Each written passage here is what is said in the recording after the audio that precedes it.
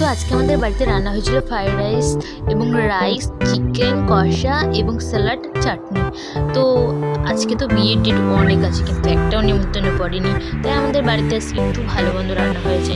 তো আমি ফ্রাইড রাইসটা ঠিক খাই না, ওই যে সবজি বেছে আমি একটু খাচ্ছিলাম, একটু ভিডিও করার জন্য ফ্রাইড রাইসটা নিয়েছিলাম, কিন্তু ভালোই হয়েছিল, মানে এইসব সবজি বাদে আমার খুব ভালোই লাগছিলো। তারপর রাইসের মধ্যে একটু মাংস নিয়ে নিলাম, মাংসের সাথে ও আমার আবার মেটে দিল আমাকে। তোমরা কারা কারা